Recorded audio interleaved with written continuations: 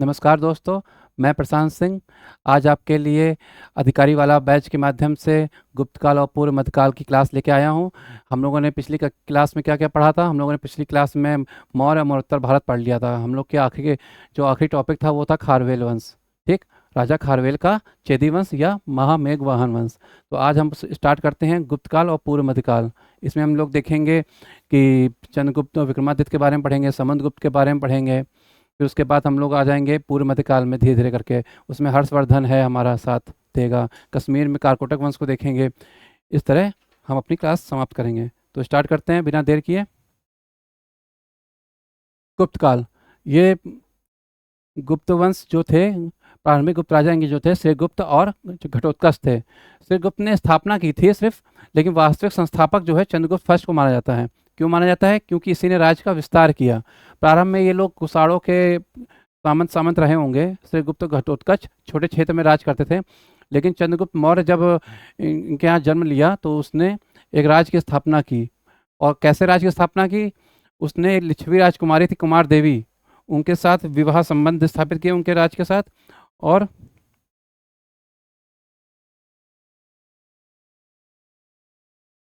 अपने राज्य की स्थापना की। इसी तरह इसको लिच्छवी राज का राज्य प्राप्त हो गया। लिच्छवी का राज्य प्राप्त हो गया। स्वर्ण मुद्रा पर कुमार देवी का छींच इसने चिन्ह अंकित कराया सम्मान देने की दृष्टि से।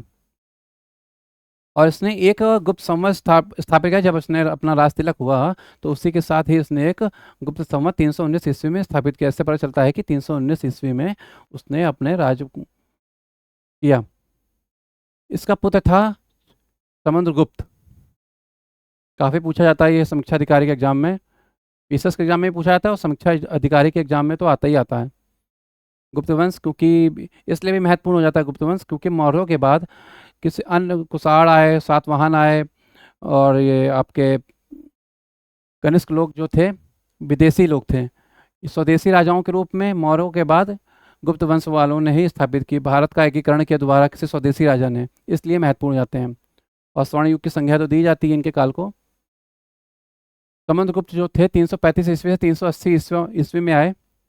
इन्हें लिच्छवी दोहित्र कहा जाता है। इससे पता चलता है कि ये कुमार देवी के पुत्र थे, क्योंकि वो लिच्छवी राजकुमारी थी। तो कभी कभी आ जाता है प्रश्न कि लिच्छवी दोहित्र किसे कहा गया है। इसकी उपाधियां महत्वपूर्ण है। पराक्रमांक और सर्वराज्योच्छिद्यता इसकी उपाधि है। इसे स्मिथ जो इतिहासकार था उसने भारत का नेपोलियन कहा है। क्यों कहा? क्योंकि इसने 100 युद्ध लड़े और 100 युद्धों में ये कभी भी पराजित नहीं हुए। इस कारण से नेपोलियन कहना तो अच्छा नहीं था, क्योंकि नेपोलियन तो पराजित भी हुआ था, ये कभी पराजित नहीं हुए। इनकी उपलब्धियों का विवरण जो है प्रयाग प्रशस्ति और एरण अभिलेख में मिलता है। ये एरण अभिलेख जो है 510 ईस्वी का है। बाद में किसी राजा ने इसमें लिखवाया था।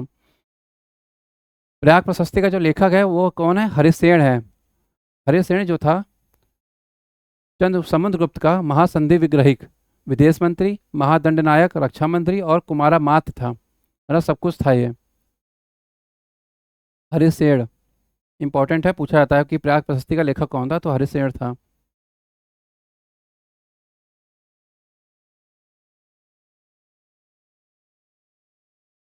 विजय अभियान इसको देख लेते हैं। समुद्रगुप्त के विजय अभियानों को हम लोग दो भागों में विभाजित करते हैं। एक है आर्यावर्त का अभियान जो उत्तर भारत में किया, और एक दक्षिणावर्त का अभियान जो उसने दक्षिण भारत में किया। शुरुआत में जब आर्यावर्त का उसने पहला अभियान किया तो उसने करीब 4 राजाओं को पराजित किया, और पराजित करने के बाद छोड़ दिया, कहा अपने अपने राज करो, मैंने तुमको पराजित कर दिया। इसके बाद इसने दक्षिण की तरफ अपना रुख किया और वहाँ करीब करीब 12 राजाओं को इसने पराजित किया, और पराजित करके इनको मोक्ष दिया। मतलब कि सर्वराज ग्रहण मोक्ष, मतलब कि सब राज्यों को जीत कर उनको मोक्ष प्रदान कर दिया, मतलब छोड़ दिया। इसके बाद और जो राजा थे इन्होंने, एक कांची का विष्णुगुप्त था, कांची का, उसके नेतृत्व में समुद्र का गुप्त का इन राजाओं ने सामना किया था। कौन था? कांची का विष्णुगुप्त। कांची का विष्णुगुप्त, इसके नेतृत्व में इन राजाओं ने समुद्रगुप्त का सामना किया था। इसके बाद इसने उत्तरापथ का तुरंत अभियान किया। राजाओं ने विद्रोह किया जो जिनको पराजित किया था, तो 9 राजाओं को इसने पुनः पराजित किया। और उन 9 राजाओं को पराजित करने के बाद, 9 राजाओं को पराजित करने के बाद इसने उपाधि धारण की सर्वराज्य प्रसभोव धरण की।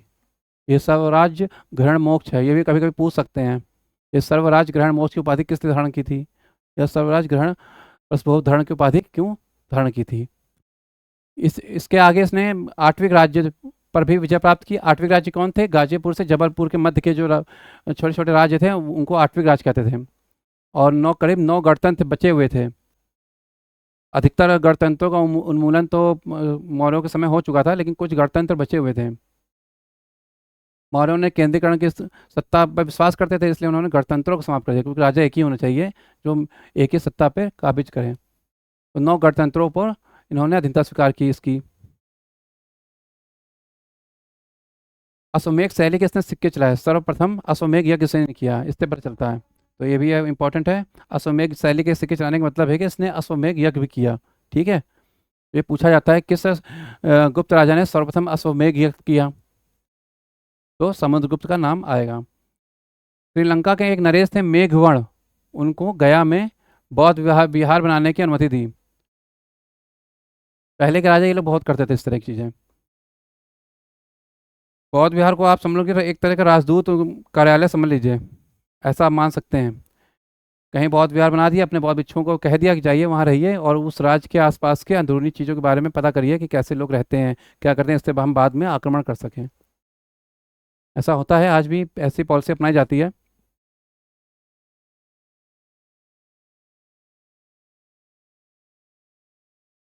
प्रयाग प्रशस्ति में समुद्रगुप्त को कविराज कहा गया है। कविराज प्रयाग प्रशस्ति में, ये प्रयाग प्रशस्ति वही है जो अशोक की प्रयाग अभिलेख है उसी की है। सिक्कों पर वीणा बजाते हुए दिखाया गया है, और वह सिक्कों पर दत्ता देवी का भी चित्र है। इसकी पत्नी थी दत्ता देवी, उसका भी चित्र है, और सिक्कों पर वीणा बजाते हुए दिखाया गया है, मतलब संगीतकार भी इसको शौक था। वसुबंधु एक बौद्ध विद्वान थे इसके शासनकाल में, जिन्होंने विज्ञानवाद की रचना की। इनकी कृति आती है अधिकतर।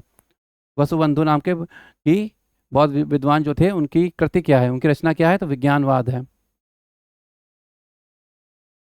अब ये पता करिएगा आप, ये काम भी होता है। अच्छा, ये विज्ञानवाद जो है, वसुबंधु जो है, किस शाखा से संबंधित है, महायान से या हीनयान से? ये इंपॉर्टेंट चीज़ है। अगर आज एक प्रश्न तो कैसे करेंगे अगर याद ही नहीं होगा तो ये आप पता करके बताइएगा। इसके बाद चंद्रगुप्त मौर्य, समुद्रगुप्त के बाद इनका पुत्र था एक रामगुप्त, वो राजा बना। उनकी पत्नी थी एक देवी नाम की, देवी नाम की बीवी थी इनकी, रामगुप्त की। तो उस समय शक राजा था एक रुद्र सिंह तृतीय, उसने अब इनकी पत्नी को मांगा, जो रुद्र की बीवी थी, क्या इनका क्या नाम था,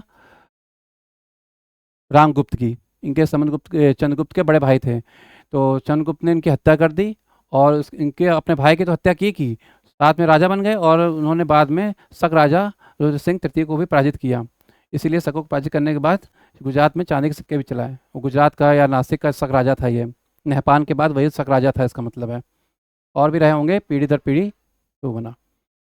तो इसकी उपाधियाँ देख लेते हैं, इनकी इंपॉर्टेंट है। विक्रमादित्य, विक्रमांग और विक्रम, ये पूछा जाता है अधिकतर उपाधियों में। ये देवराज और देवगुप्त किसकी उपाधियाँ थी, कभी कभी लोग कंफ्यूज हो जाते हैं, और जब चंद्रगुप्त विक्रमादित्य की जगह चंद्रगुप्त मौर्य में लगा रहते हैं क्लिक, तो ये ना करिए गलती, क्योंकि ये इंपॉर्टेंट है। इसके बाद पहला गुप्त शासक था जिसने परम भागवत की उपाधि धारण की, वो थे चंद्रगुप्त द्वितीय विक्रमादित्य। तो ये इंपॉर्टेंट है, ये पूछा भी जाता है हमेशा और इम्पॉर्टेंट भी है। परम भागवत की उपाधि धारण करने वाला पहला गुप्त शासक कौन था? चंद्रगुप्त द्वितीय विक्रमादित्य। इनकी एक पुत्री थी प्रभावती गुप्ता, और एक पुत्र था कुमारगुप्त फर्स्ट, जो आगे चल के राजा बनेगा। प्रभावती गुप्ता का विवाह जो है वाकटक राजा रुद्रसेन द्वितीय से हुआ था। ये वाकटक राजा थे, ठीक है, वाकाटक नरेश, ठीक। ये वाकटक राजा थे। इनकी मृत्यु के बाद इनका पुत्र दामोदर सेन राजा बना, जिसने एक सेतुबंध प्राकृत भाषा में एक ग्रंथ लिखा गया था, सेतुबंध ग्रंथ किस भाषा में? प्राकृत भाषा में है। इंपॉर्टेंट है, ये भी पूछा जाता है, प्राकृत भाषा में। तो सेतुबंध नामक ग्रंथ लिखा, और प्रवर सेन द्वितीय की उपाधि धारण की। प्रवर सेन फर्स्ट जो था, इसका राज्य का संस्थापक था वाकटक वंश का, और इनके पिता थे रुद्रसेन के, इसलिए, ठीक। शकों को पराजित करने के बाद जो वहाँ का रुद्रसेन तृतीय राजा था, उसको पराजित किया, शकों के राजा रुद्रसिंह तृतीय को, और चांदी के सिक्के चलाए गुजरात में। महरौली में एक लौह स्तंभ चलाया, स्थापित किया है। ये वही महरौली में लौह स्तंभ है जहाँ का कुतुब मीनार खड़ी हुई है। तो वहीं पर आप जाएंगे तो ये लौह स्तंभ गड़ा हुआ है और उसमें चंद्र नाम लिखा हुआ है, दिखता भी है लिखा हुआ। तो कभी आप जाएं तो देख सकते हैं। ये कुतुब मीनार जो परिषद है, वो परिसर है, उसी के अंदर ये है, कैंपस में। फाहियान नाम का एक चीनी यात्री था, उसने इनके समय में यात्रा की 5वीं शताब्दी में। ये पूछा जाता है कि किस शताब्दी में। एक बार प्रश्न आया था, उसमें पूछा गया था कि कौन सा चीनी यात्री 5वीं शताब्दी में आया था, या फिर पूछा गया था कि 6ठी शताब्दी में कौन सा चीनी यात्री आया था। क्योंकि 7वीं शताब्दी में तो हिंसवांग आया था और 5वीं शताब्दी में फाहियान आया था। 6ठी शताब्दी में कौन आया था? एक सुंग युंग करके राजा था, चीनी यात्री सुंग युंग, वो आया था। तो इम्पोर्टेंट है वो भी। तो फाहियान के बारे में भी पढ़ेंगे हम लोग थोड़ा। चंद्रगुप्त द्वितीय का संधि विग्रही कौन था? वीरसेन था। ये प्रश्न इंपॉर्टेंट है, देख लीजिएगा। चंद्रगुप्त द्वितीय का संधि विग्रही वीरसेन जो था, शैव धर्म से था एक तो संबंधित, क्योंकि ये चंद्रगुप्त गुप्त राजा थे, ये वैष्णव धर्म के उपासक थे। गरुड़ इनका राजचिन्ह था, बाज।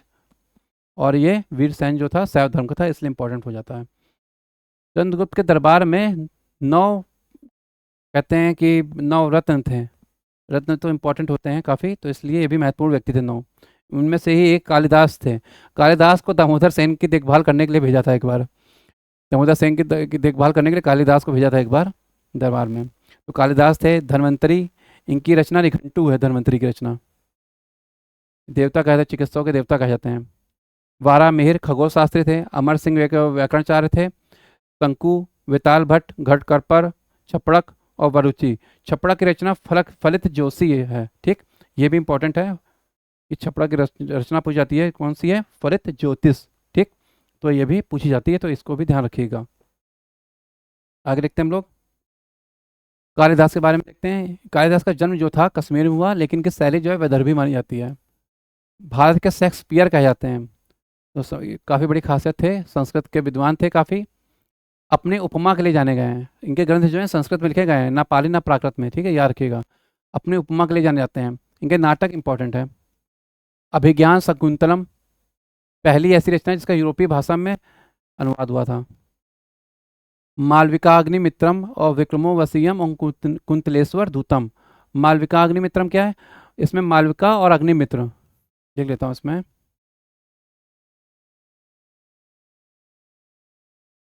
एक राजकुमारी है मालविका, और एक शक राजा था अग्निमित्र। शक राजा था अग्निमित्र, उसकी कहानी है, प्रेम कहानी है, ठीक है। अग्निमित्र।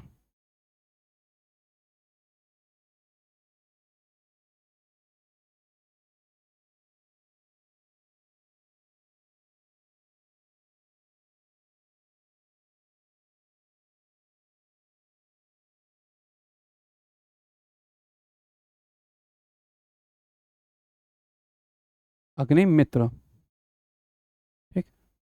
विक्रमोवसीयम में तो आप समझिए, नाम से समझिएगा, विक्रमा और वसीयम मतलब उर्वशी की कहानी है, ठीक। कुंतलेश्वर दूतम भी ऐसी एक रचना है इनकी। काव्य इनके देख लेते हैं। मेघदूत है, रघुवंश है, कुमार संभव है और ऋतु संहार है। ये पूछे जाते हैं, इसलिए याद रखिएगा इनको। इनमें कोई छूट नहीं प्रदान की जा सकती, क्योंकि ये पूछे ही जाते हैं। इनको याद करना ही करना है, चाहे कुछ भी कर लीजिए आप।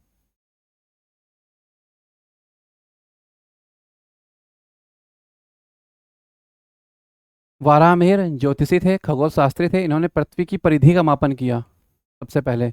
इनकी रचनाएं पूछी जाती हैं, और रचनाओं में सबसे ज़्यादा इंपॉर्टेंट रचना जो है बृहद जातक है और पंच सिद्धांतिका है। एक बार प्रश्न आया था कि पंच पंच सिद्धांतिका किसकी रचना है? तो वारामिहिर की ही रचना है।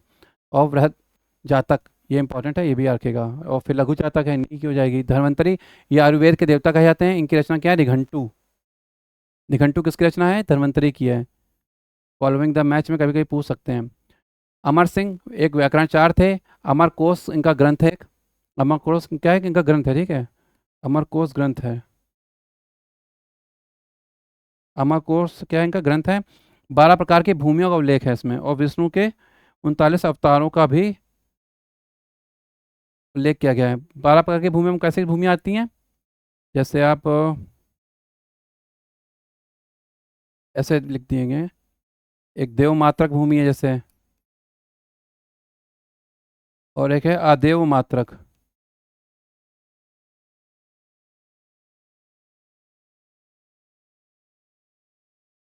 देव मात्रक मतलब कि जहाँ वर्षा के द्वारा सिंचाई होती है, और अदेव मात्रक मतलब कि बिना वर्षा के सिंचाई होती है। ठीक, आगे बढ़ते हैं। फाहियान 399 से 411 ईस्वी में 5वीं शताब्दी में भारत आया। इसकी पुस्तक है फोक क्यों की, ये इंपॉर्टेंट है, याद रखिएगा। विनय पिटक जो था, एक सुक्त पिटक है, एक विनय पिटक है, तो और अधिधम्म पिटक है। तो ये विनय पिटक की मूल प्रति लेने आया, बौद्ध धर्म की मूल प्रति लेने, जो ओरिजिनल स्क्रिप्ट थी वो लेने आया।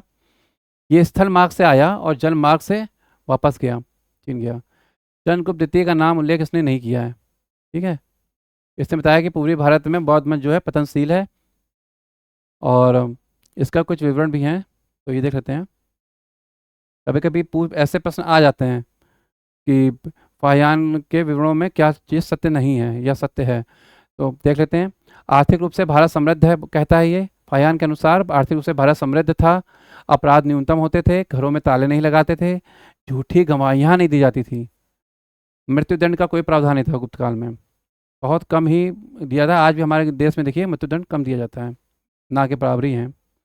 अशोक के महल को देवदूत द्वारा निर्मित बताया उसने। हाँ, लेकिन समाज में अस्पृश्यता विद्यमान थी, ठीक है, समाज में अस्पृश्यता थी।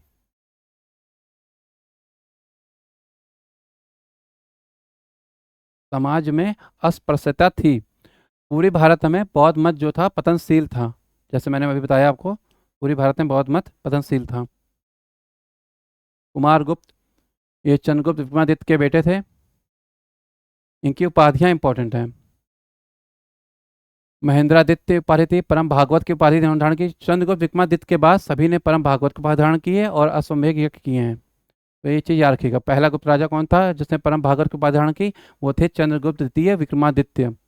और पहले गुप्त राजा कौन था जिसने समुद्रगुप्त, ओ, पहला गुप्त राजा कौन था जिसने अश्वमेध यज्ञ किया? वो थे समुद्रगुप्त। ठीक है, तो ये दो चीज़ें आप याद रखिएगा। राजा रानी प्रकार के सिक्के ये पूछे जाते हैं कि मोर के आकृति वाले सिक्के किसने जारी किए, राजा रानी प्रकार के सिक्के किसके थे? तो ये आपके कुमारगुप्त फर्स्ट के थे। कुमारगुप्त फर्स्ट को नालंदा का संस्थापक भी माना जाता है।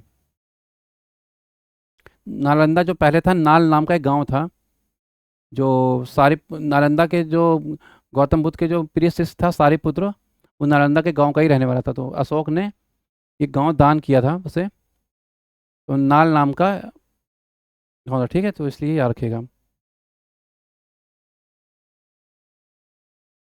कुमारगुप्त फर्स्ट के सर्वाधिक अभिलेख और सिक्के पाए गए हैं, कुल 18 अभिलेख पाए गए हैं, जिसमें से सबसे महत्वपूर्ण अभिलेख जो है वो है मंदसौर का अभिलेख, जिसे वत्स भट्टी ने लिखा है। ये कुमारगुप्त का कुमारा मात्य था, ठीक है, संदीप विग्रहिक था, सब यही थे। तो वत्स भट्टी, ठीक है, याद रखिएगा। मंदसौर अभिलेख वत्स भट्टी ने लिखा है। तुमुन अभिलेख में इसको शरतकालीन सूर्य कहा गया, ये भी पूछ लेते हैं कभी कि कुमारगुप्त फर्स्ट को शरतकालीन सूर्य कहा गया है, तो 4 अभिलेखों के नाम दे देंगे और उससे पूछ लेंगे आपसे, तो इसलिए तुमुन अभिलेख याद रखिएगा। कुमारगुप्त के शासन के अंतिम समय में हूणों का आक्रमण हुआ। और हूण कौन थे? मिहिर कुल थे, एक राजा हूण का, उसने आक्रमण किया था उस समय।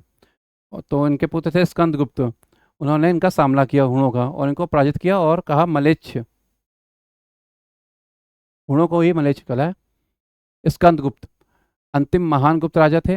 इनकी उपाधि भी वही चीज़ रहेगी, परम भागवत और कर्मादित्य और विक्रमादित्य। स्कंदगुप्त के 2 अभिलेख जो हैं काफ़ी महत्वपूर्ण रहे हैं। उनमें से एक इंदौर का है, एक जूनागढ़ अभिलेख है। इसी अभिलेख में, जूनागढ़ अभिलेख में ही हूणों को मलेच्छ कहा है और सुदर्शन झील का पुनर्निर्माण कराया है। गवर्नर कौन था इस समय? प्रणदत्त चकपालित, याद रखिएगा। जूनागढ़ गुजरात में है। आधुनिक भारत में जब आएंगे तो हम लोग पढ़ेंगे, तो उसमें जूनागढ़ एक रियासत होती है। काहोम अभिलेख, हाँ ये भी इंपॉर्टेंट है। काहोम अभिलेख में से सकरादित्य कहा गया है, सकरादित्य कहा गया है।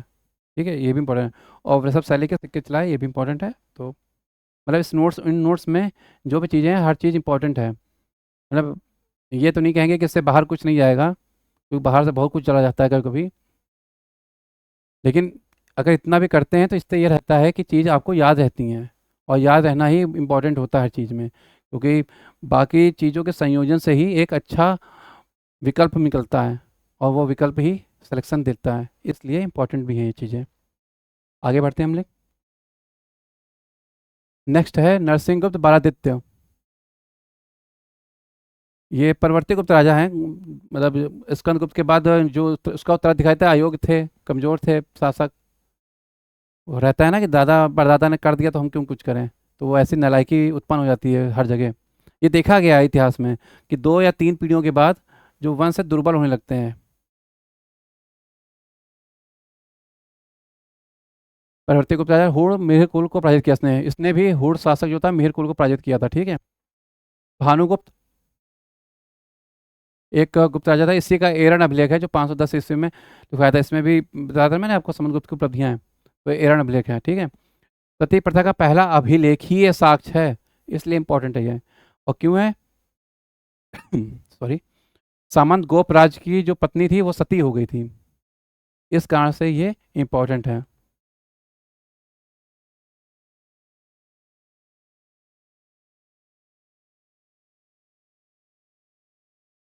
अंतिम गुप्त शासक शासक जो था विष्णुगुप्त था। याद कर लीजिए, क्योंकि आज तक तो पूछा नहीं गया, लेकिन पूछ सकते हैं, क्योंकि जो चीज़ पूछी नहीं जाती वही चीज़ पूछ ली जाती है, ठीक है। आगे बढ़ते हैं हम लोग। गुप्त काल में जैसे हम लोग मौर्यों का प्रशासन देखा, हर सबका प्रशासन देखा है, वैसे इनका भी प्रशासन देखना जरूरी है, क्योंकि प्रशासन से भी बहुत चीज़ें पूछ ली जाती हैं।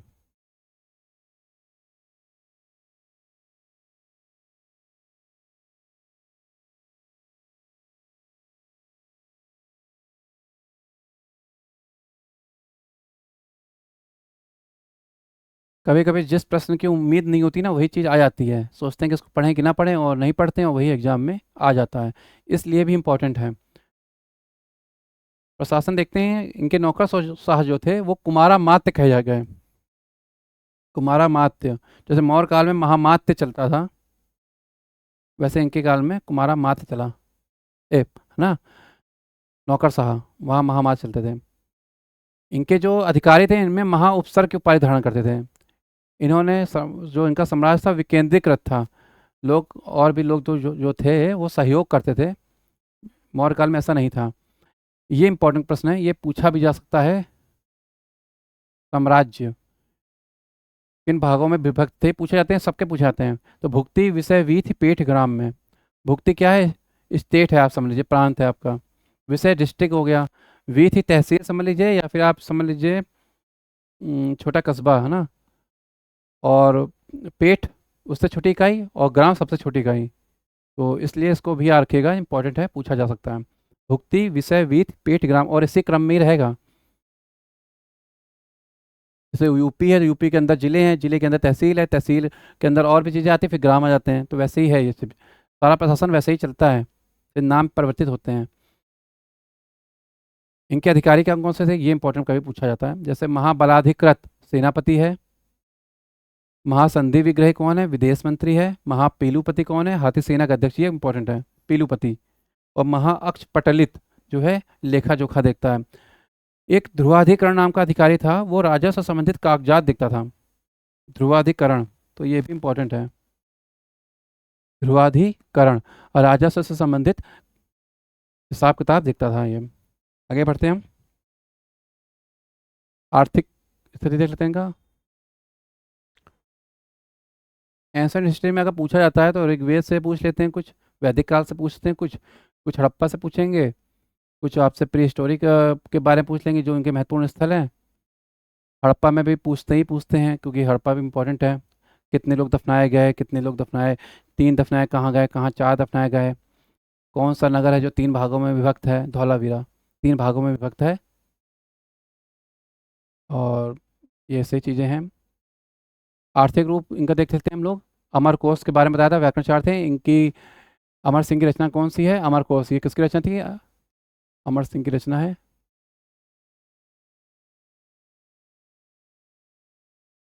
अमर सिंह की ये रचना है, अमर कोश।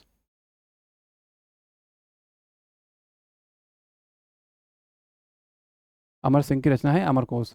12 प्रकार की भूमि बताया था मैंने आपको, देव मात्रक और अदेव मात्रक। इसका मतलब ये है कि जहाँ सिंचाइयों से, देव मात्रक वैसी भूमि थी जहाँ वर्षा से सिंचाई होती थी, वर्षा से सिंचाई, वर्षा से,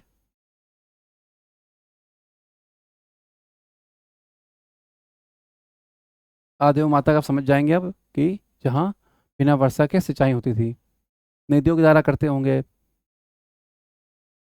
धातु निर्माण कला उस समय काफ़ी आगे चल चुकी थी, और उसका एग्जाम्पल है मेहरौली का लौह स्तंभ। इसमें अभी तक जंग नहीं लगी है, मतलब इतनी अच्छी कला है कि अभी तक, इतने साल हो गए, शताब्दियाँ बीत गई हैं, लेकिन कोई जंग नहीं लगी। भूमि सुधार को भूमि छिद्र न्याय कहते थे, नाम में ही इंक्लूडेड है, इसलिए याद रखा है। जमीन मापन की इकाइयाँ देख लीजिए, ये इंपॉर्टेंट है, पूछा भी जा सकता है। गुप्त काल के जमीन मापन की इकाइयों के बारे में बताइए। तो कुल्यावाप, द्रोणवाप, पाटक, नड़ और निवर्तन। ठीक, तो ये इंपॉर्टेंट है, इनको आप याद रखिएगा। भूमि कर, उद्रंग नाम का एक कर लेते थे ये, भूमि कर उद्रंग, तो इसको भी याद रखिएगा आप।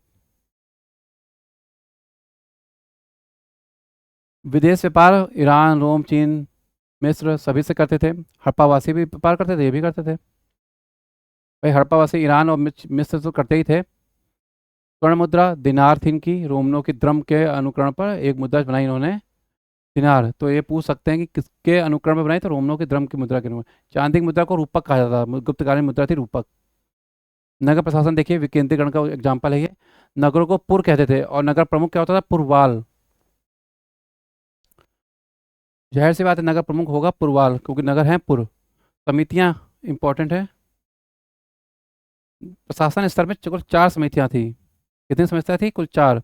पहली, दूसरी, तीसरी, चौथी, हाँ कुल 4 समितियाँ थी, तो इसमें लिख सकते हैं हम लोग, पहली, दूसरी, तीसरी, चौथी। प्रथम कायस्थ, प्रथम सार्थवाह, प्रथम कुलिक और प्रथम सृष्टि, ऐसे।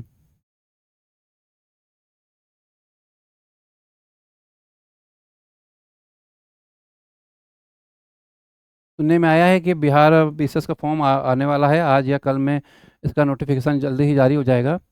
करीब करीब सुनने में आया, जैसा आ रहा है सुनने में, कि 2000 वैकेंसी हैं, तो आप भरिएगा, अच्छा एग्ज़ाम होता है वो भी, और वैकेंसी ज़्यादा है इसलिए भी फ़ायदेमंद है। समाज देखते हैं हम लोग, खान पान के आधार पर अस्पृश्यता बढ़ रही थी समाज में। स्त्रियों की स्थिति में थोड़ी गिरावट थी, क्यों थी, देवदासी प्रथा। कालिदास ने इसका वर्णन भी किया है, देवदासी प्रथा का। कन्नौज के महाकाल मंदिर का वर्णन किया है इन्होंने, कालिदास ने, कि वहाँ देवदासी प्रथा चरम पर थी उस समय। बाल विवाह सती प्रथा तो चली रही थी। ये सती प्रथा का वही एग्जाम्पल है, अभिलेखीय साक्ष्य, बाकी सती प्रथा तो चलती होगी पहले भी। बाकी एरन अभिलेख ही इसका अभिलेखीय साक्ष्य है 510 ईस्वी का, उसके बाद काफ़ी चली। संस्कृत नाटकों में स्त्री और शूद्र द्वारा प्राकृत भाषाओं का प्रयोग किया गया है, ठीक है। इसका मतलब है कि बाकी जो चीज़ें थी संस्कृत नाटकों में, सिर्फ स्त्री और शूद्र जो थी प्राकृत भाषा का प्रयोग करते थे, बाकी सब जो हैं संस्कृत भाषा का प्रयोग चलते थे, करते थे। नारद स्मृति में 15 प्रकार के दासों का उल्लेख है, इसमें दास मुक्ति का भी प्रावधान है। मनुस्मृति और अर्थशास्त्र में भी ध्यान रखिएगा कितने हैं, एक में 9 है और एक में 7 हैं। सांस्कृतिक स्थिति देख लेते हैं, इंपॉर्टेंट है। गुप्त शासक कौन थे, वैष्णव थे, इनका राज चिन्ह गरुड़ था। वारावतार, दशावतार मंदिर अधिकतर आपको जो दिखेंगे वो विष्णु जी से संबंधित मंदिर मिलेंगे। वारावतार ऐसे है, दशावतार मंदिर ललितपुर में है। अन्य मंदिर देख लेते हैं। हाँ, पहली बार जो है शिखरों का निर्माण जो है मंदिरों में, इन्हीं में हुआ है, शिखर निर्माण मंदिर में। और वो मंदिर कौन सा है, भीतर गांव का मंदिर है, घाटमपुर कानपुर में। सांची तिगुआ का मंदिर है। भूमरा का शिव मंदिर है नागौद में, ये नागौद में भूमरा का शिव मंदिर, ठीक है। नागौद एमपी में ही सारे मंदिर हैं ये। नचना कुठार का पार्वती मंदिर भी एमपी में है। भूमरा का शिव मंदिर भी एमपी में, छत्तीसगढ़ में है। नरखान का मंदिर बीजापुर कर्नाटक में है। सिरपुर का लक्ष्मण मंदिर जो है झारखंड में है, ये पूछा गया है, जा चुका है एक बार शायद। तो सिरपुर का लक्ष्मण मंदिर ईंट निर्मित मंदिर है, ये ईंटों से निर्मित है मंदिर, इसलिए भी इम्पोर्टेंट है। आगे बढ़ते हैं हम लोग। साहित्य देख लेते हैं, इंपॉर्टेंट हैं, पूछे जाते हैं। नाटककार कौन कौन से हैं इनके? कालिदास, शूद्रक और भास। कालिदास की रचनाएं हम लोग पढ़ चुके हैं, मालविकाग्निमित्रम, विक्रमो वसीयम, देव, ये कुमार संभव, ऐसी रचनाएं जो है इनकी। शूद्रक की रचना है मृच्छकटिकम, मिट्टी की गाड़ी। मृच्छकटिकम का मतलब होता है मिट्टी की गाड़ी, ठीक है। भास की रचना है स्वप्नवास वदता, इसमें रानी वास वदता और राजा उद्यन है उज्जैन के, उनकी कहानी है। व्याकरण, चार व्याकरण, जो दो लोग लेखक थे व्याकरण के, एक अमर सिंह थे, एक भामा थे। भामा ने लिखा काव्यालंकार और अमर सिंह ने अमरकोश की रचना की, जिसमें 12 प्रकार की भूमियों का भी उल्लेख मिलता है, इसलिए भी इम्पोर्टेंट है।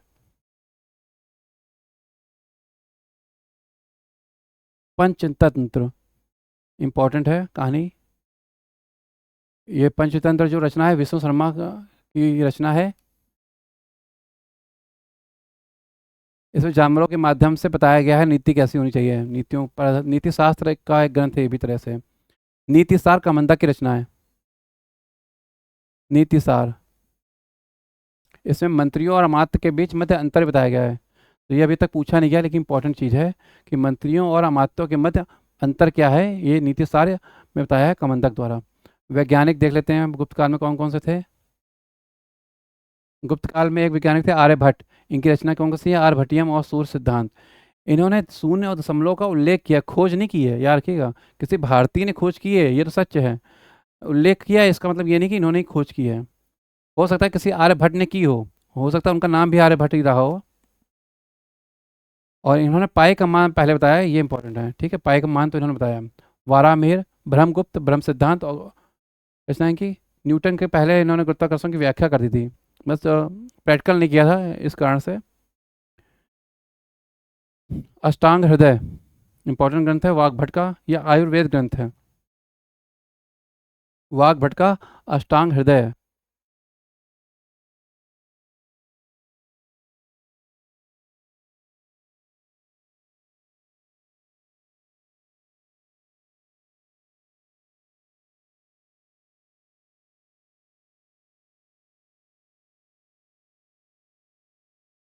हस्त्यायुर्वेद पाल काव्य हैं। हस्त्या समझ समझ में आ ही रहा है। हस्त्यायुर्वेद हाथी का रोग से संबंधित है, पाल काप ने रचना की है, पशु चिकित्सक थे। तो ये भी इंपॉर्टेंट है, पूछा गया है, बहुत बार पूछा भी जा सकता है, तो इसलिए याद करिएगा। वैसे सारे नोट्स में हर चीज़ इंपॉर्टेंट ही है, और सुव्यवस्थित तरीके से इसमें लिखा हुआ है, आप इसका स्क्रीनशॉट भी ले सकते हैं जिससे कि आप इसको पढ़ सकें।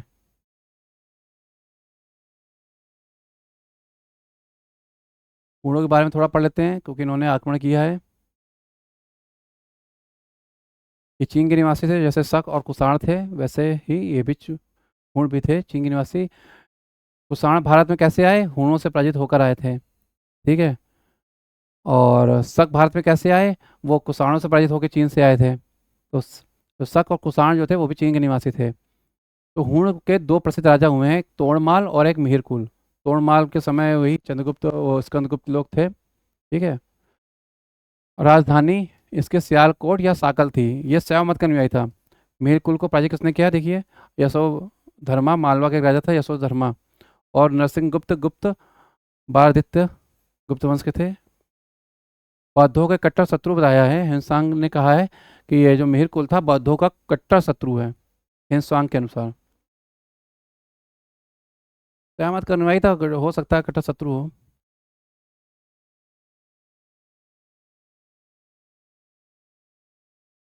वाकाटक वंश, यह ब्राह्मण राजवंश था। स्थापना किसने की थी? विंध्य शक्ति ने की थी। इसका प्रसिद्ध राजा था प्रवरसेन फर्स्ट, ठीक, प्रवरसेन फर्स्ट। अगर नाम क्या कुछ लिखा नहीं इसका मतलब है वो फर्स्ट ही होगा, अगर सेकंड होता तो प्रवरसेन सेकंड लिखा रहता। इसी का पुत्र था एक रुद्रसेन द्वितीय, एक राजा हुआ प्रवरसेन के बाद। जो चंद्रगुप्त द्वितीय विक्रमादित्य की जो पुत्री थी प्रभावती गुप्ता, उसका विवाह किया था रुद्रसेन द्वितीय का। इसकी मृत्यु हो जाती किसी कारणवश से। उनका पुत्र जो होता है दामोदर सेन, वो राजा बनता है। अल्पवयस्क पुत्र था, तो कालिदास को उसकी देखरेख करने के लिए कुछ दिन के लिए भेजा गया था, कालिदास रहे। सेतुबंध नामा इन्होंने ग्रंथ लिखा है प्राकृत भाषा में। उपाधि इसने धारण की एक, प्रवरसेन द्वितीय की, प्रवरसेन सेकंड की।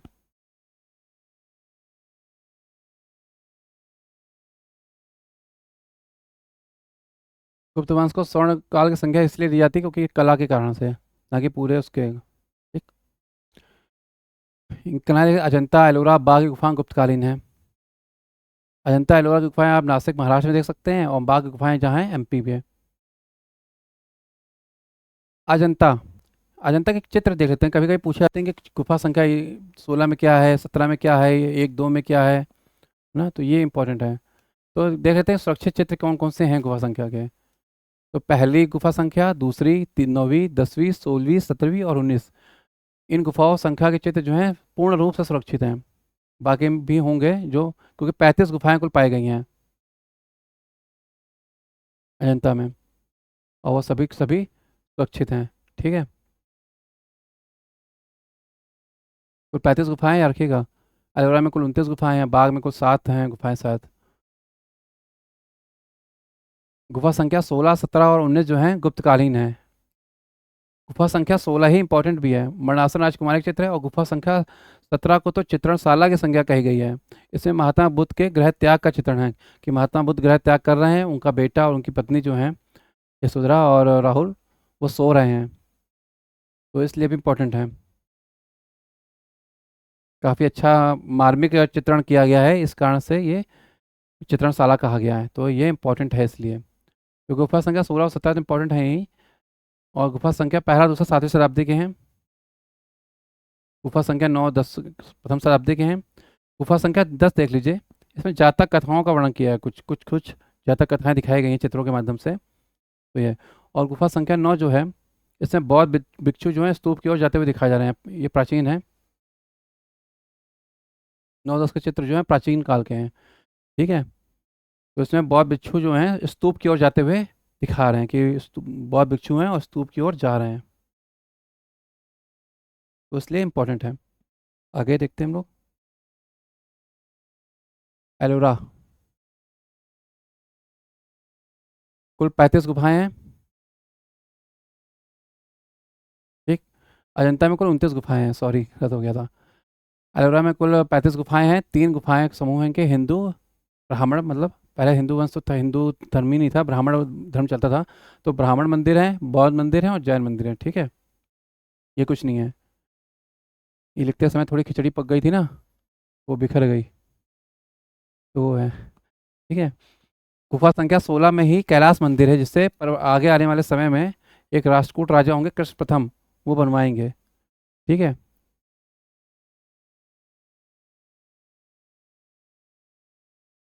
बाघ की गुफाएं, ये मध्य प्रदेश के धार जिले में है। कुल गुफाएं कितनी, 9 हैं। बाघ की गुफाएं किससे संबंधित हैं, लौकिक जीवन संबंधित हैं और बुद्ध चित्रकला का प्रमाण मानी जाती हैं। ठीक, तो ये भी याद रखिएगा, बौद्ध चित्रकला का प्राण तत्व मानी जाती हैं चित्रें, तो इसलिए इंपॉर्टेंट है। बाघ की गुफाओं को पांडव गुफा भी कहते हैं। कहा जाता है कि पांडवों ने अपने अज्ञातवास के समय इस गुफा में निवास किया था। कौन सी गुफा है वो, गुफा संख्या 2। कभी संख्या पूछ ली जाए तो याद रखिएगा, पूछा तो नहीं गया लेकिन पूछ सकते हैं। तो बाघ की गुफाओं को पांडव गुफा भी कहते हैं।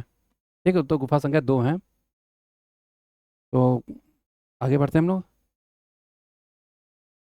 इसमें कभी कभी आया तो नहीं, कभी कभी प्रश्न इस तरह का, लेकिन पूछा जा सकता है।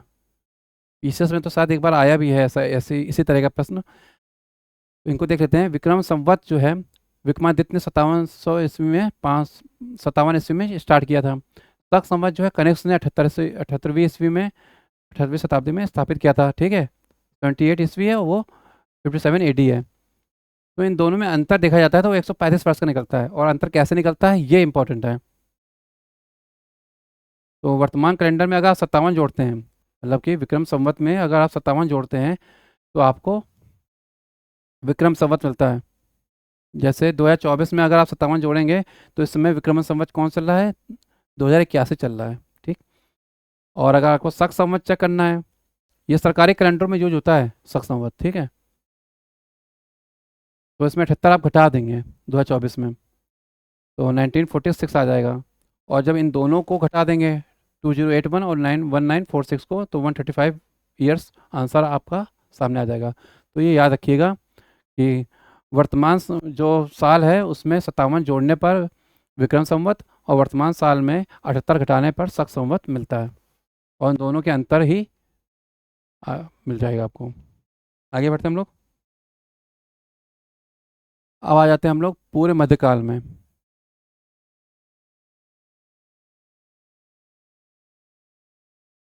ऐसे पूरे मध्यकाल कह सकते हैं आप, लेकिन पुष्पभूति वंश के बाद कह सकते हैं।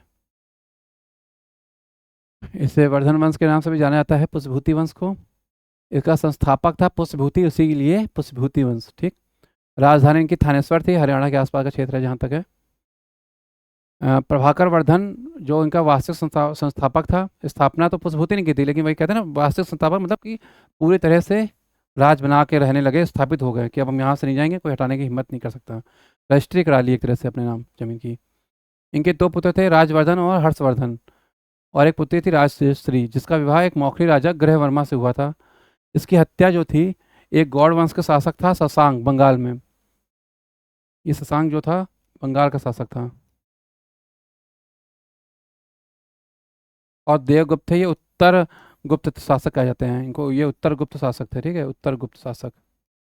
गुप्तों के बाद जब छोटे मोटे जिलों और राज्यों में रहने लगे ना, तो जब समाज विखंडित हुआ गुप्तों का, तो ये कुछ गुप्त राजा बच गए थे छोटे छोटे, तो वही है गुप्त राजा, उत्तर गुप्त राजा कहे जाते हैं। ठीक है।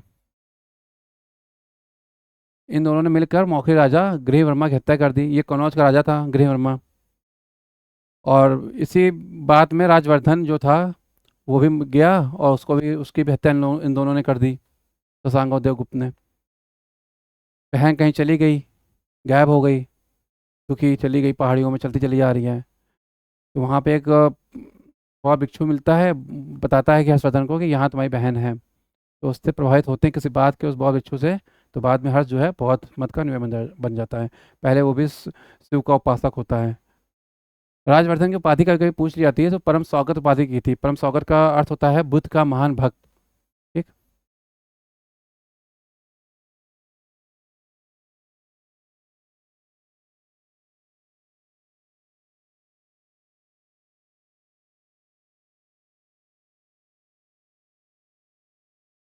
इसी बीच में इनके पिता जो होते हैं दुख के कारण, प्रभाकर वर्धन, उनकी भी मृत्यु हो जाती है।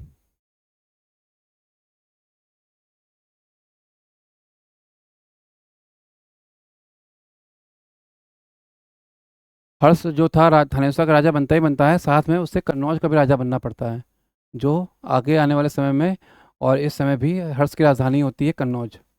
और आगे आने वाले 500 वर्षों में भी पूरे मध्यकाल में हम लोग देखेंगे कि ये कन्नौज की राजधानी ही बनी रहेगी पूरे भारत की, उत्तर भारत की। सेनापति, हर्ष का सेनापति सिंहनाद था। पूछा तो नहीं गया, लेकिन पूछा जा सकता है, इसलिए इंपॉर्टेंट है। और युद्ध और शांति मंत्री कौन था? अवंती था। भाई सबके पूछे जा चुके हैं, ठीक है, इसलिए इनके ही पूछे जा सकें। तो इसलिए जैसे कि समुद्रगुप्त का पूछा गया, हरिसेन, तो इनका भी पूछा जा सकता है, सिंहनाद और अवंती। उपाधि, जैसे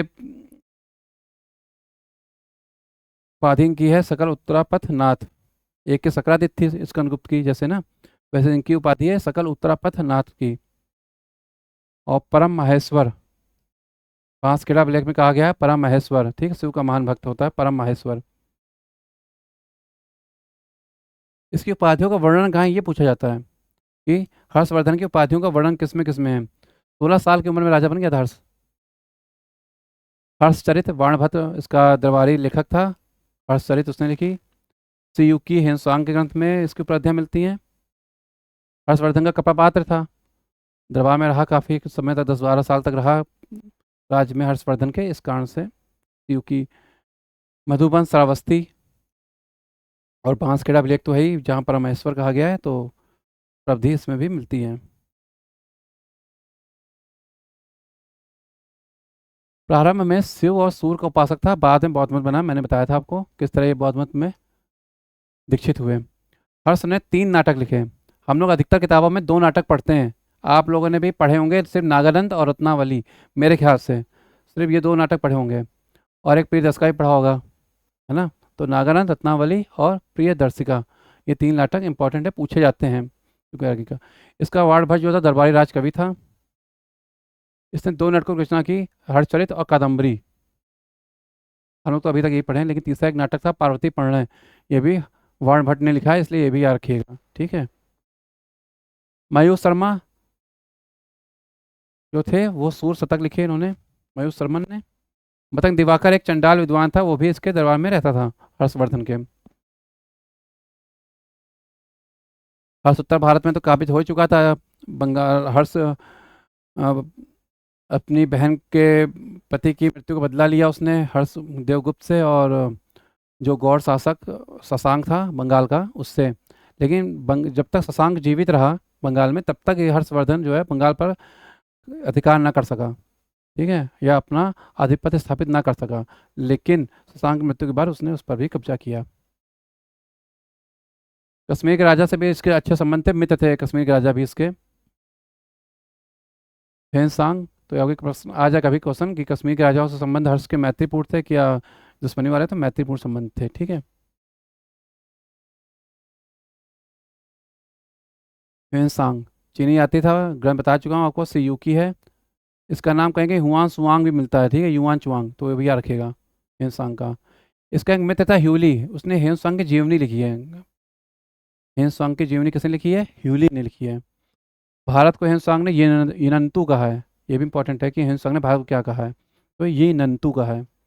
हर्ष को ये शिलादित्य कहता है, ठीक है, कितने बार आया है देखो, सकल उत्तरापदनाथ, शिलादित्य, सकरादित्य।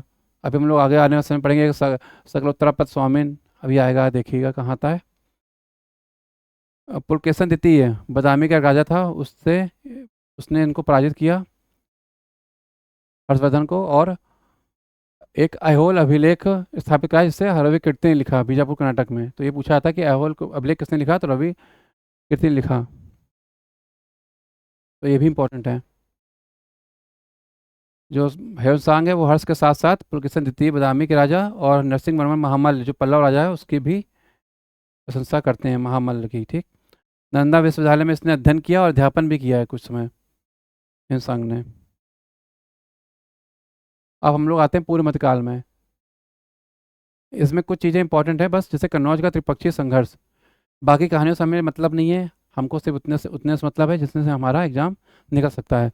तो हम सिर्फ उन्हीं चीज़ों पर गौर कर रहे हैं, क्योंकि कहानी बतलाने में दो नुकसान होते हैं, एक तो समय बर्बाद होता है पढ़ाने वाले का भी और पढ़ने वाले का भी, क्योंकि समय सबके लिए इम्पोर्टेंट होता है। इसलिए उन्हीं चीज़ों पे हम लोग ध्यान दे रहे हैं जो एग्जाम में आती हैं या उनसे संबंधित चीज़ें आ सकती हैं। कनौज के त्रिपक्षीय संघर्ष के बारे में पढ़ते हैं तो हम लोग जानते हैं कुछ चीज़ें शुरुआत करने के लिए भी ज़रूरी होती हैं, ऐसा कह सकते हैं आप। गुर्जर प्रतिहार वंश, पाल वंश और राष्ट्रकूट वंश। राष्ट्रकूट वंश दक्षिण में थे, पाल वंश बंगाल में थे, और गुर्जर प्रतिहार वंश गुजरात और राजपुताना वाले रियासत दक्षिण पश्चिमी राजस्थान में जो थे वो गुजरात में थे।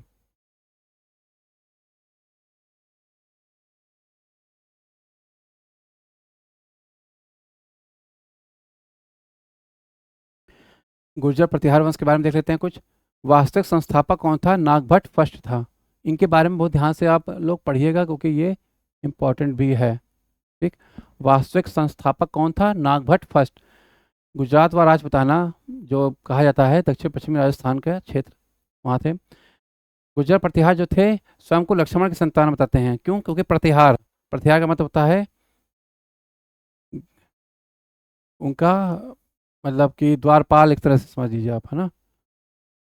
तो जैसे राम जी लक्ष्मण के प्रतिहार थे, वैसे ये इसलिए इन्होंने अपने प्रतिहार नाम यूज किया है, गुर्जर प्रतिहार वंश। इनके बारे में बताया जाता है कि भारत के नहीं थे, लेकिन ठीक। गुर्जर जाति का सर्वप्रथम अभिलेख जो है ऐहोल प्रशस्ति में हुआ है, देखिए, ठीक है। और ऐहोल प्रशस्ति हम लोगों ने अभी देखा है कि किसने लिखी है? रवि कीर्ति ने लिखी है। ये किसकी रचना है? रवि कीर्ति की, रवि कीर्ति की रचना है, ठीक। ऐहोल प्रशस्ति। इनका राजचिन्ह बाज था, गुप्तों का गरुड़ था। प्रमुख शासक, इनका प्रमुख शासकों का क्रम देख लीजिए, ये इंपॉर्टेंट है और पूछे भी जाते हैं इस तरह के प्रश्न। आजकल का ट्रेंड कुछ अलग चल रहा है, परंपरागत प्रश्नों को पूछते ही नहीं है, जो प्रश्न आते थे।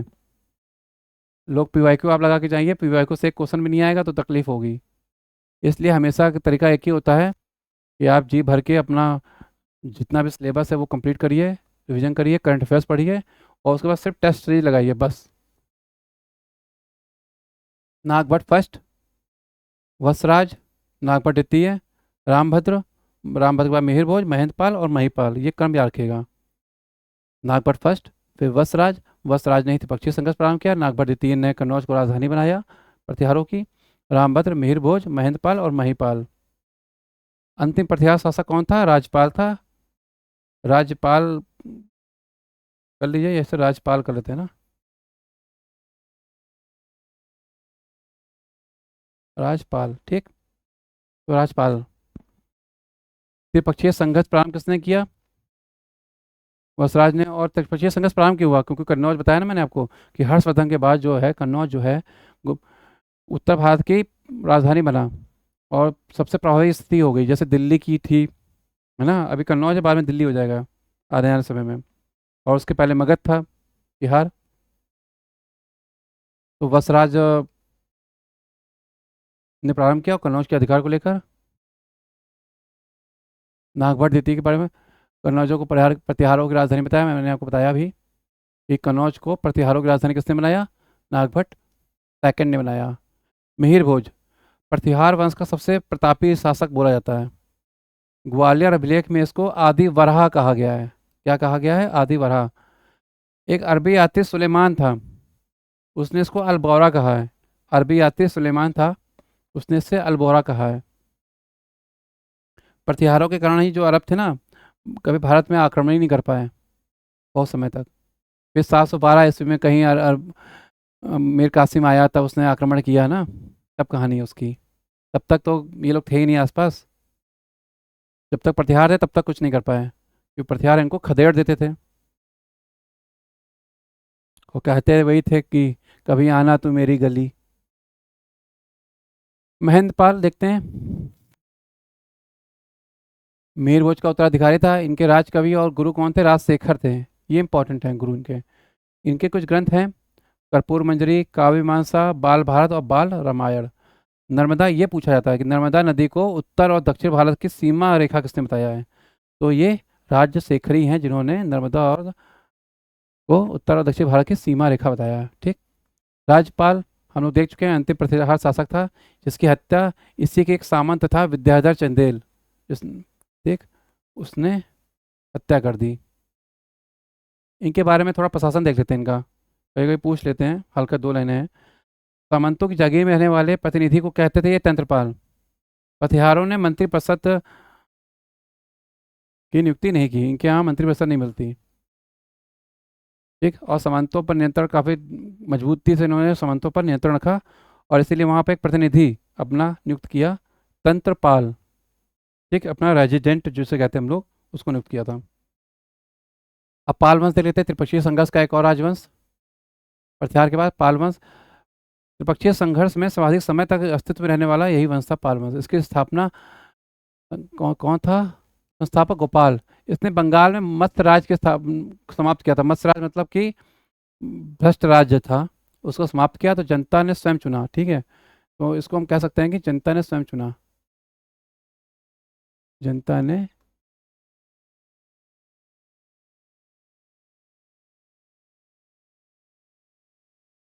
लिख देता हूँ इसमें भी, इसने बंगाल में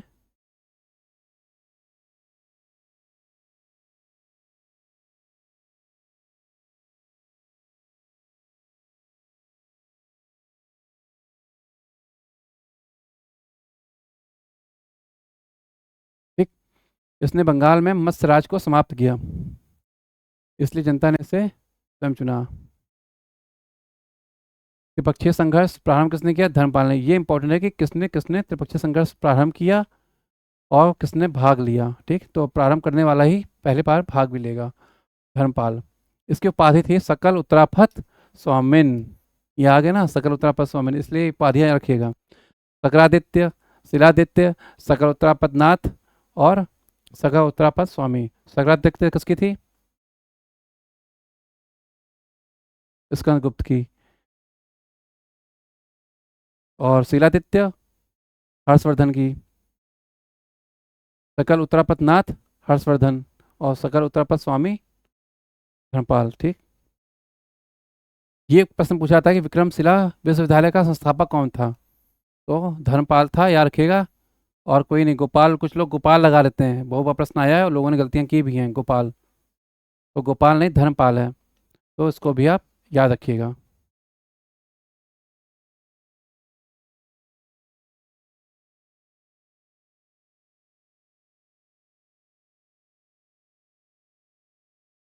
अंतिम पास शासक देख रखते हैं, मदन पाल था। इंपॉर्टेंट नहीं है। इनकी हत्या कर दी किसी ने, खत्म कहानी।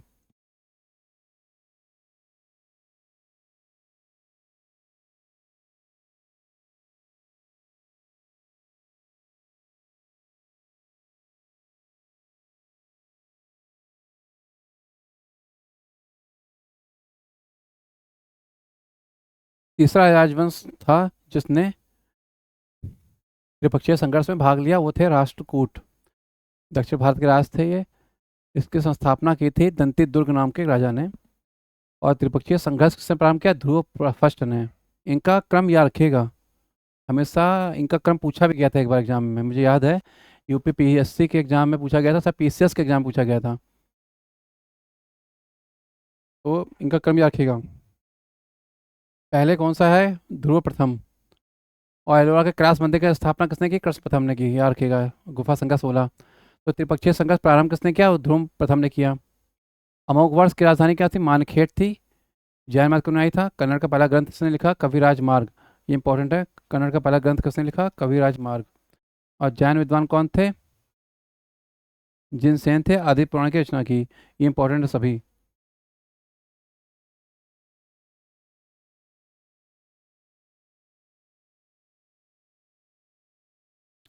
अमोघ वृत्ति किसकी रचना है पूछा जाएगा, तो साक्यटायन की रचना है। इस तरह एक इनके यहाँ समय में परीक्षा केंद्र उस समय काफ़ी इंपॉर्टेंट होते थे, तो सलोदगी एक प्रसिद्ध शिक्षा केंद्र था। शंकराचार्य भी राष्ट्रकूट काल के माने जाते हैं, 788 से 820। शंकराचार्य का जन्म किस गांव में हुआ था, कहाँ हुआ था, ये आप मुझे कमेंट करके बताइएगा। और उन्होंने कहाँ कहाँ अपने चार धामों की स्थापना कराई थी इन्होंने, ज्योतिर्पीठ कहाँ कहाँ इस समय उन्होंने पीठ स्थापित कराई थी, तो उसका भी बताइएगा।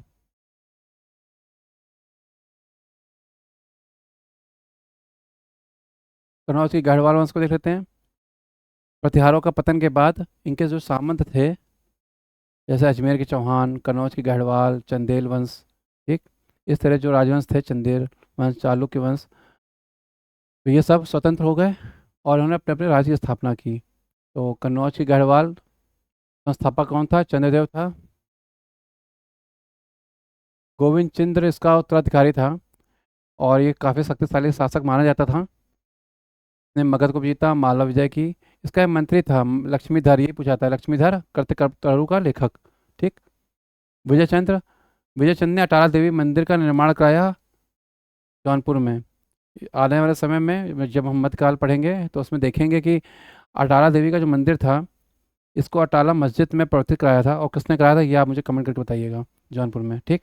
अटाला देवी मंदिर अटाला मस्जिद में ही परिवर्तित हुआ था, और किसने किसने कराया था। कोई सरकी था, इतना बता दे रहा हूँ, अब आप बताइएगा कौन।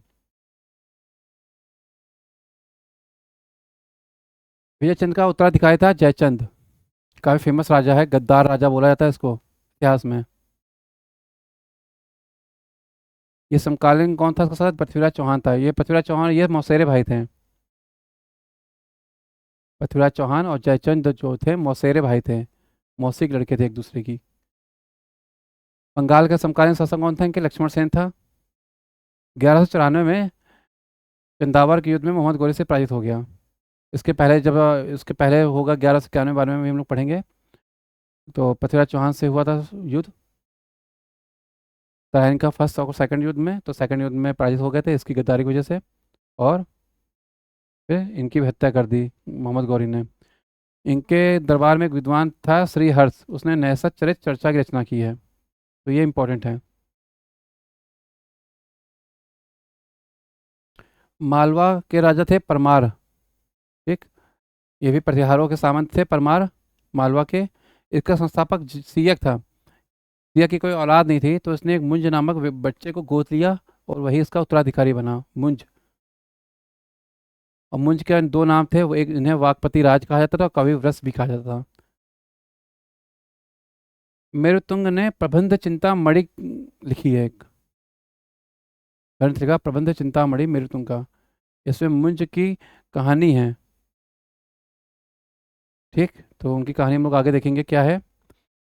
मुंज के दरबार में एक दरबारी विद्वान थे पद्मगुप्त, इन्होंने रचना की नव सहसांक चरित्र की, जिसे पहला ऐतिहासिक ग्रंथ बोला जाता है, ये पूछा जाता है। ठीक है, तो पहला ऐतिहासिक उपन्यास जो है वो है आपका नव सहसांक चरित्र।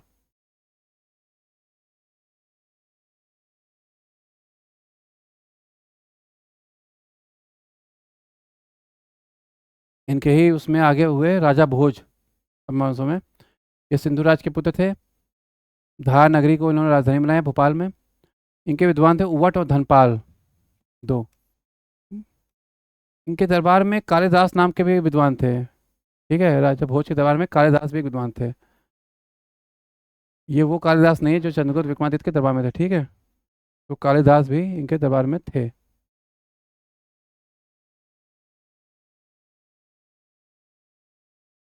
कालिदास, ठीक, इसलिए इम्पोर्टेंट है। भोज ने कई ग्रंथ लिखे हैं। सरस्वती कंठाभरण, सम्रांगण, सूत्रधार, ठीक, युक्ति कल्पतरु, ये सब पूछे जाते हैं। सम्रांगण सूत्रधार में क्या है, स्थापत्य है। युक्ति कल्पतरु में क्या है, जहाज निर्माण के बारे में बताया गया है। इसी तरह आयुर्वेद सर्वस्व है इनका। और श्रृंगार प्रकाश है, राजमर्गांग है, राजमार्तंड है। इनकी मृत्यु पे भोज की कहा गया, काफ़ी विद्वान राजा थे। इन आपने गाना सुना होगा, कहाँ राजा भोज कहाँ गंगू तेली। वो भोज से ही समझे थे, राजा भोज से। एक कहानी है इनकी बड़ी अच्छी रोचक, वो उसी पे कहानी पे गाना बनाता है, कहाँ राजा भोज कहाँ गंगू तेली। ठीक, और इनकी मृत्यु पे कहा गया निरावलंबा सरस्वती, मतलब सरस्वती बेघर हो गई, ऐसा बोला गया था। निरावलंबा सरस्वती।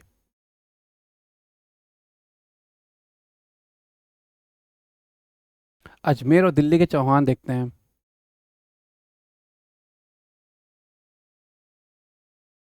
उदय कैसे हुआ इनका, शाकंभरी में हुआ। ठीक है, ये शाकंभरी जो है वासुदेव दारा एक ब्राह्मण था, उसने स्थापित की थी। ये शुरुआत में प्रतिहारों के सामंत थे। मैं बता चुका हूँ जितने भी राजा आएंगे पूर्व मध्यकाल में प्रतिहारों के बाद, वो सभी प्रतिहारों के सामंत थे। इसका मतलब है कि प्रतिहार काफ़ी शक्तिशाली थे। अजय राज ने अजमेर बसाया। और इनके सबसे प्रसिद्ध राजा कहे जाते हैं विग्रहराज द्वितीय या बीसल देव, उपाधि थी। ठीक है, तो याद रखिएगा, नाम कभी कभी ऐसे आता है बीसल देव विग्रहराज द्वितीय। ठीक है, ऐसे पढ़ा जाएगा इनको। चालुक्य राजा मूलराज फर्स्ट को इन्होंने पराजित किया। मूलराज फर्स्ट एक शक्तिशाली राजा था, चालुक्य राजा, तो इसलिए भी इम्पोर्टेंट है।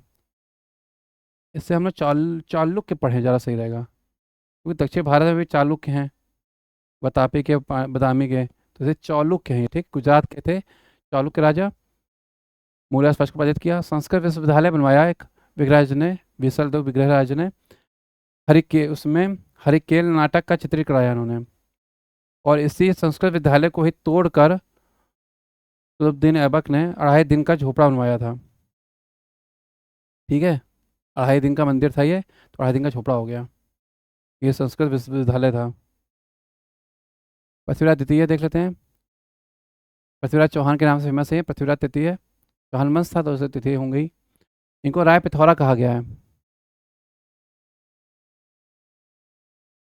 पिता सोमेश्वर थे, माता इनकी कर्पूर देवी थी। तराइन के युद्ध में, प्रथम युद्ध में 1191 करीब 27 साल की उम्र में ये वीर गति को प्राप्त हो गए थे। तराइन के प्रथम युद्ध में उन्होंने गौरी को पराजित किया और द्वितीय युद्ध में गौरी से पराजित हो गए। बस। सोमदेव इनके दबारी विद्वान थे, जिन्होंने कथा सरित सागर की रचना की है।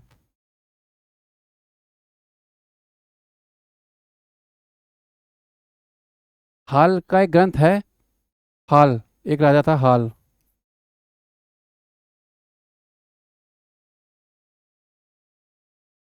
सातवाहन वंश का राजा था हाल।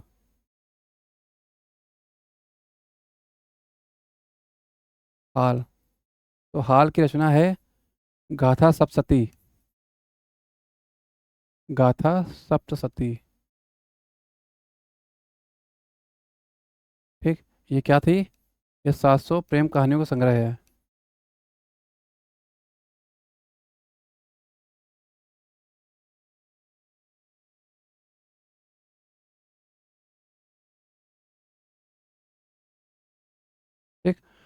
ये 700 प्रेम कहानियों का संग्रह है। इसी को ही आधार बनाकर गाथा सप्तशती को सरित सागर की रचना की गई है। ठीक है, अगर कभी प्रश्न ऐसा पूछा जाए तो याद रखिए गाथा सप्तशती को ही आधार बना के कथा सरित सागर लिखी गई है। नरपति नाहला ने किसकी रचना की? बीसल देव रासो की रचना की। चंद बरदाई ने पृथ्वीराज रासो की रचना की, जो पृथ्वीराज रासो को हिंदी का पहला महाकाव्य बोला जाता है। ठीक है, इसलिए इंपॉर्टेंट है। और जयानक भट्ट ने पृथ्वीराज विजय की रचना की। आजकल इस तरह के पूछे जा रहे हैं। जब पेपर बनता है ना, तो वो क्या करते हैं कि राजस्थान के कुछ लेखकों के नाम उठा लेंगे और दे देंगे। या कोई पेपर आया उसमें पूछा गया कुछ, तो ऐसे क्वेश्चन आते हैं, या तो आप छोड़ दीजिए, नेगेटिव मार्किंग का क्योंकि एग्जाम होता है, तो या तो आप छोड़ दीजिए या तो उसको आप खुद करिए। ठीक, इसलिए इम्पोर्टेंट है।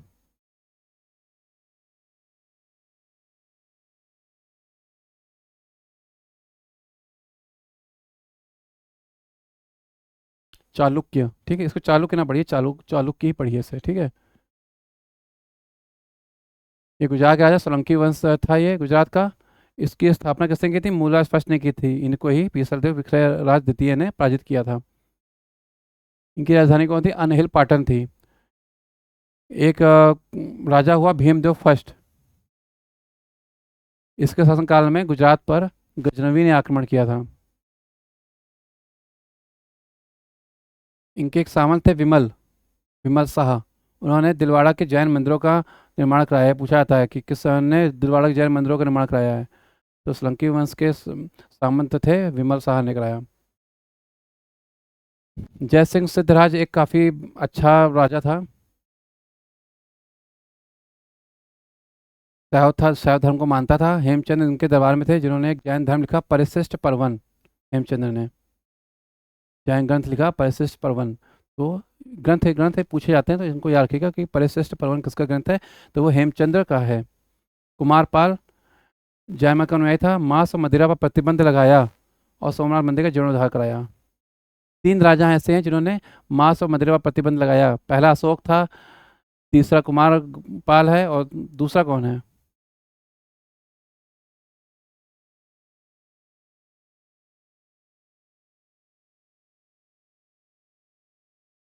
दूसरा है हर्षवर्धन। ठीक, याद रखिएगा। मूल देती है, इसके शासनकाल में मोहम्मद गौरी ने भारत पर, वो उत्तर भारत पर आक्रमण किया था, गुजरात पे 1178 में। ठीक है, मोहम्मद गौरी ने, और ये पराजित हुआ था। इसके बाद ही इसने पृथ्वीराज चौहान पर आक्रमण किया था। इसकी माता थी नायक देवी, ये अल्पवयस्क थे ये। उन्होंने सेवा का नेतृत्व किया इनके नाम से मूलादिति के, और जीत हासिल की। अब आते हैं चंदेल वंश। ये भी काफ़ी फेमस वंश है। ये चंदेल बुंदेलखंड के राजा थे।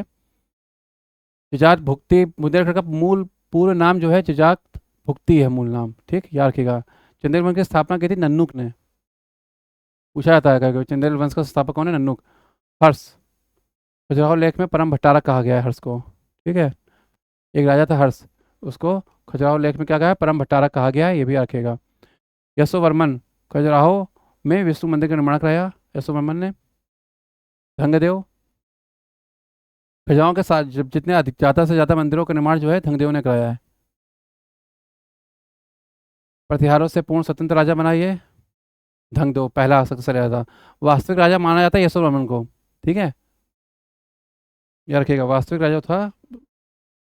और प्रतिहार से पूर्ण स्वतंत्र राजा पूछा जाएगा तो धंगदेव, और वास्तविक राजा चंदेल वंश का तो यशोवर्मन। कलिंजर को इसने राजधानी बनाया। भारत का सबसे पुराना किला माना जाता है कलिंजर। गुजरात के मंदिरों का निर्माण कराया उसने, कुल 30 मंदिर हैं। ठीक है, खजुराहो के मंदिरों का निर्माण कराया, सॉरी गुजरात नहीं, खजुराहो है, गलती हो गई। खजुराहो के मंदिरों का निर्माण कराया उसने, कुल 30 मंदिर हैं। गंडदेव जो था धंग का पुत्र था। इसकी भी कहानी बड़ी रोचक है। धंगदेव जब 100 वर्ष का हुआ, मृत्यु को प्राप्त नहीं हुआ, तो इसने जल समाधि ले ली जाके 100 वर्ष की उम्र में। और फिर इसके बाद इनका पुत्र राजा बड़ा धंग, और फिर उसके बाद विद्याधर। तो इनका क्रम भी याद रखिएगा, यशोवर्मन, धंग, गंड, विद्याधर, चंदेल, ऐसे।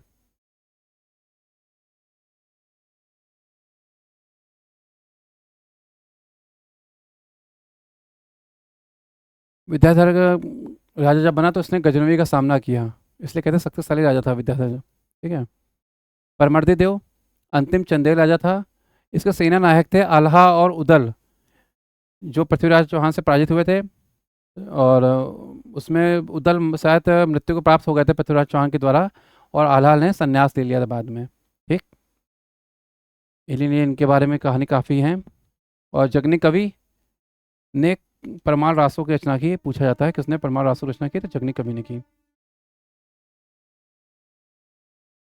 कश्मीर राजवंश देख रहे थे हम लोग अब।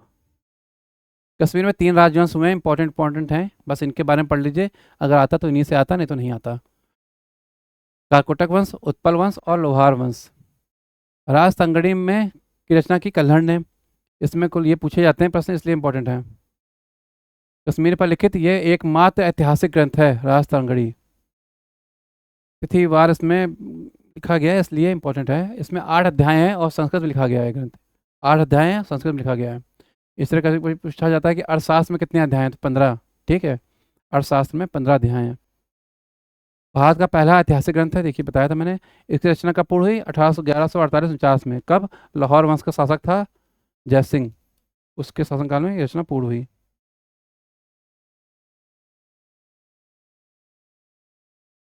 ठीक, हम लोग पढ़ते हैं पहला राजवंश काकोटक वंश। काकोटक वंश की स्थापना करी दुर्लभ वर्धन ने 7वीं शताब्दी में। इसके प्रसिद्ध एक ही राजा इनका प्रसिद्ध था, वो थे ललितादित्य मुक्तापीठ। इन्होंने मार्तंड मंदिर का निर्माण कराया और परिहासपुर, एक परिहास मतलब किसी के मजाक उड़ाने को क्या कहते हैं, परिहास उड़ाया ना, तो परिहासपुर नामक नगर बसाया। तो ये भी इंपॉर्टेंट है, ये भी इंपॉर्टेंट है, पूछा जाता है कभी कभी कि मार्तंड मंदिर का निर्माण किसने कराया।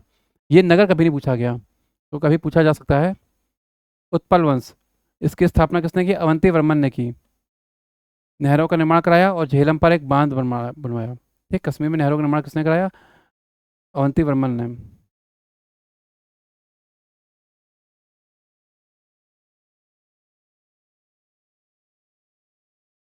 गुप्त, ठीक, समय थे, इनका विवाह दिद्दा से हुआ, जो लोहार वंश की रानी थी, राजकुमारी थी।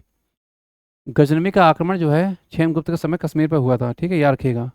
कभी कभी पूछते हैं कश्मीर पर आक्रमण करने वाले राजाओं का क्रम पूछ लेते हैं कि गजनवी ने किस किस राजवंश के समय पर आक्रमण किया या नहीं किया। तो 4 दे देंगे आपको राजवंश, पूछेंगे गुजरात, अजमेर, कश्मीर और कोई एक अन्य राज्य।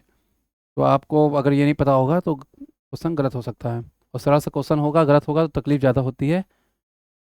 इसलिए गजनवी ने इनके शासनकाल में आक्रमण किया।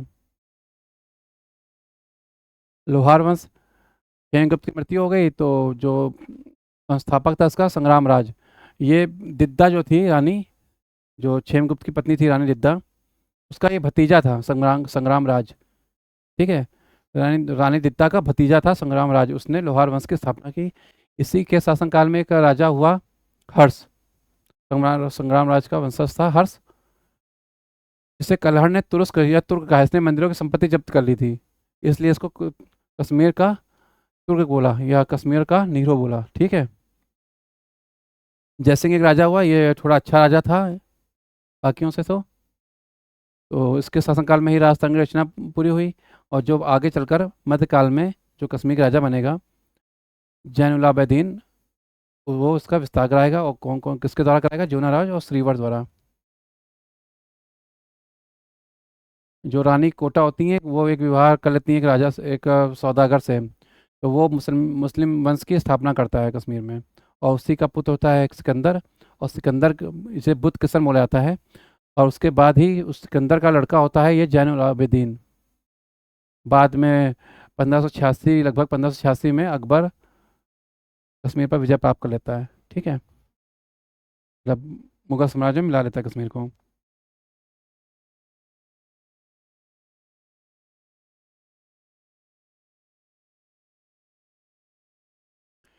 कुछ चीज़ें इसमें देख लेते हैं, कभी कभी ऐसी चीज़ आती है, ये मैंने पिछली बार हम मुझको ये वैसे वैदिक संस्कृति संस्कृति वाली क्लास में पढ़ा देना चाहिए था, लेकिन मुझे बाद में ध्यान आया तो मैंने स्लाइड ऐड कर ली। ऐसा प्रश्न पूछा जाता है, और एक बार आया भी था न्याय गौतम ऋषि के बारे में, तो हम लोग देख लेते हैं इसको भी। इसके बाद हमारी क्लास जो है समाप्त हो जाएगी। भारतीय दर्शन, सांख्य दर्शन, भारत में कुल 6 दर्शन हैं, तो उनको देख लेते हैं। सांख्य, कपिल मुनि संबंधित है, ये एक नास्तिक दर्शन है। महात्मा बुद्ध भी इससे प्रभावित कहे जाते हैं, सांख्य दर्शन से।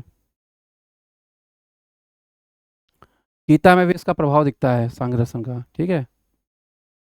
द्वैतवादी दर्शन है ये इंपॉर्टेंट है। द्वैतवादी है कि मतलब द्वैतवादी में दो चीज़ें, और इसमें क्या क्या है, एक पुरुष है, एक प्रकृति है, बस। नास्तिक दर्शन है ना, तो इसमें दो चीज़ें मानी गई हैं, एक तो दो तत्व हैं प्रकृति में, मतलब संसार में, एक पुरुष है और एक प्रकृति है। योग एक दर्शन है, इसके प्रणेता जो हैं योग दर्शन के, वो हैं पतंजलि। इन्होंने महाभास की रचना की।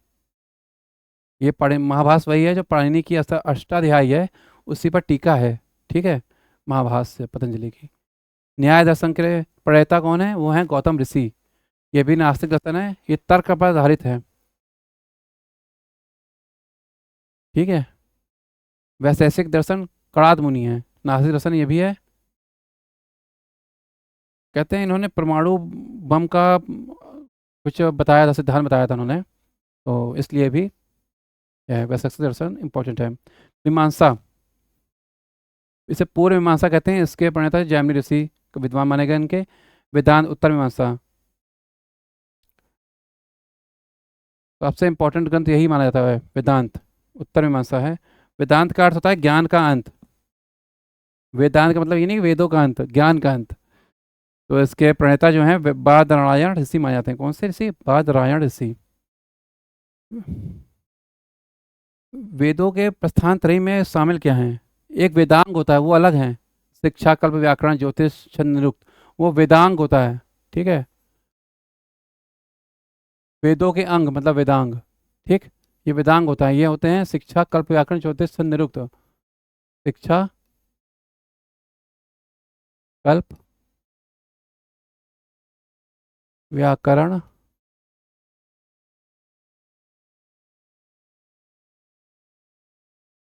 ज्योतिष, छंद।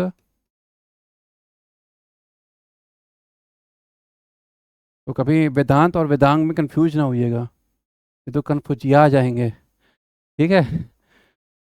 तो प्रस्थान त्रयी में क्या क्या शामिल है इसमें?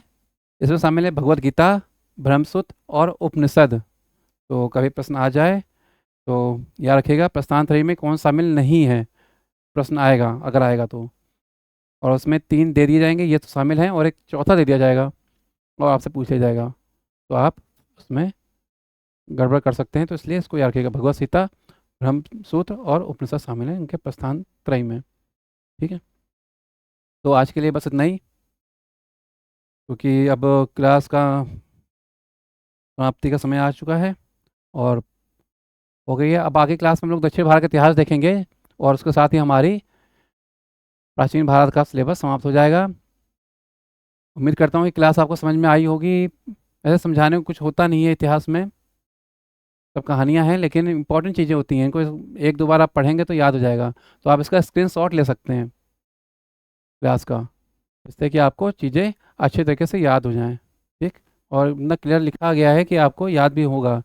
ये हैंड रिटन नोट्स हैं, कोई प्रिंटेड नोट्स नहीं है कि कॉपी पेस्ट किया गया हो कहीं से, जिससे कि आपको ज़्यादा समझ में आए अच्छे तरीके से। ओके, थैंक यू, फिर ऑल द बेस्ट।